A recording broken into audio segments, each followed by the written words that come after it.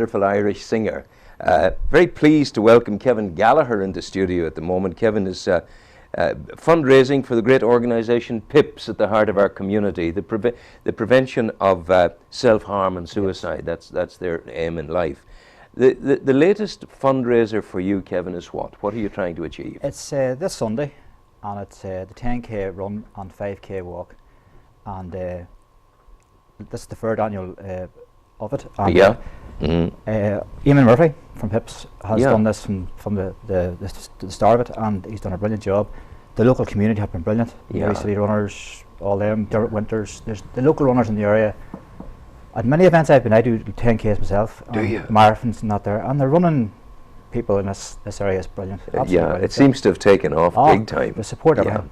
So the idea is that people will register to be Yes. part of the 10K, and you might have 100 people doing it, and they'll raise X amount of money each, and that'll all go to PIPS. Yeah, well, last year, as far as I was not the race last year. I was training actually for the Belfast Marathon, which, but the thing is now there could be over 400 people coming to this like last year. So on Sunday. Oh yeah, I was up in Tesco's there doing pre-registration, and the number of people that come over, asking about it, taking the leaflets, saying they're taking their family to it.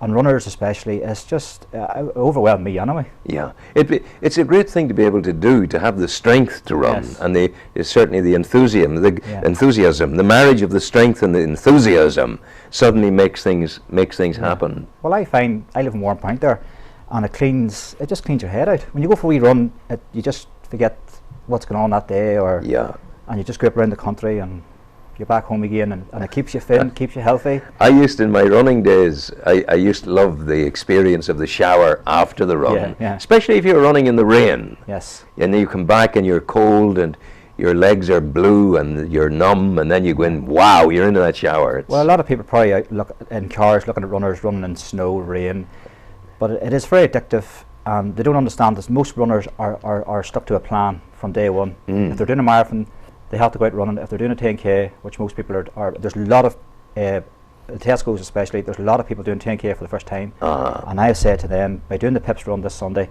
you will become addicted to it. It's like golf. I hear people taking up golf, and away they go. But the 10k seems eminently doable. Yes. It's maybe Newry to Rostrevor.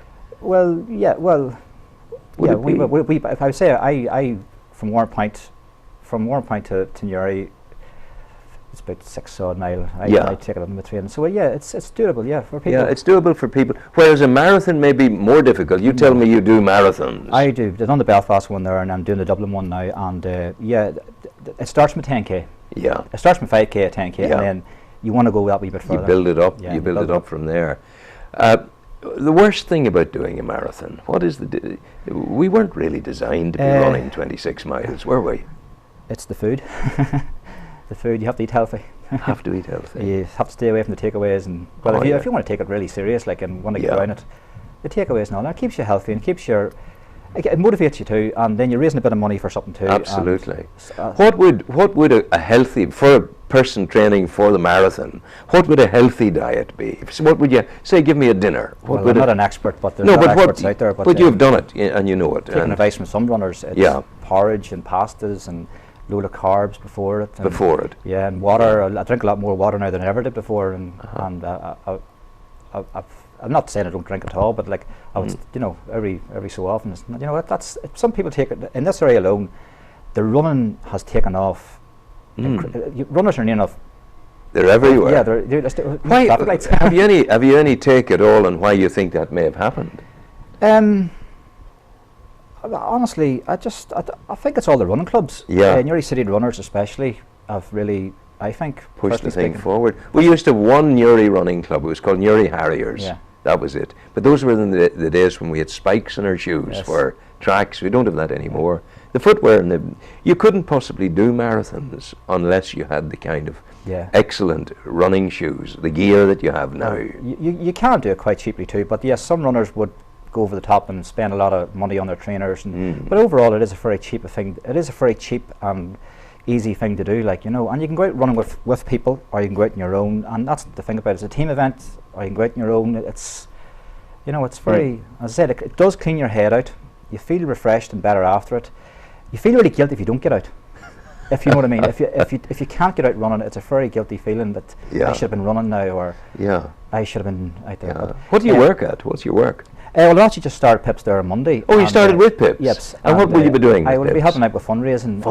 More or less. And basically, I was just through in here with the 10K, which I'm delighted about because I'm running myself, and it's a brilliant thing to be involved with. Yeah, so we're seeing you at the start of an important career, because without you out there raising the funds professionally, they don't get the money. No, and it's great because like there's a load of people helping out this Sunday, from the people giving food, and if I could mention just a few people that are just helping out. Like there's Deli Lights and Grounded and Osprey and Abbey Trophies, and they're all there. Pat Courtney and Bouncer. A man came in there yesterday from Bouncer Around, Robert Stewart, and he just handed over a big load of water. And there's people out there, and I'm sorry if I missed anybody out. And we don't worry about that. There's loads of people. Tesco's there the other day. Give water, bananas. It's just the people are being kind. Very kind. Because they know the quality of the organisation. And we have an opportunity now later in the programme, I think, to hear Seamus McCabe. Yes. We came into us last month and was talking to us about Pips,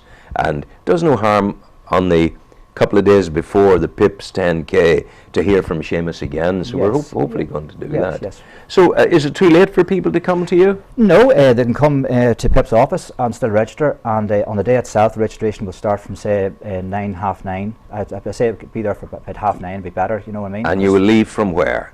It leaves actually from Sculp.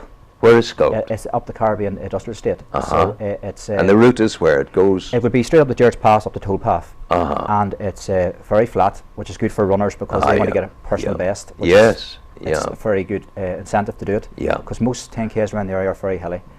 But other than that, the 10K actually, the day itself actually coincides with Suicide Awareness Day, which which is on the 10th. So it's coinciding with that there too. And there is a balloon release at 11:15, and it means that anybody who had a bereavement or a family member or a friend can let go of the balloon, and it's a real Ryan Cinnamon and the mayor will be there to help out there, Michael Ryan. That sounds good to me, and I wish you good luck. Thanks very much. And thank you very much for coming in. Thank you very much for it. Has a good feel to it. It sounds as though it's going to go well, and I wish it every success. And we'll hear more about Pips in a moment from Seamus McCabe. That's brilliant. Kevin, thank you very much. We'll play you some music now. Sean, let's have a piece of music there.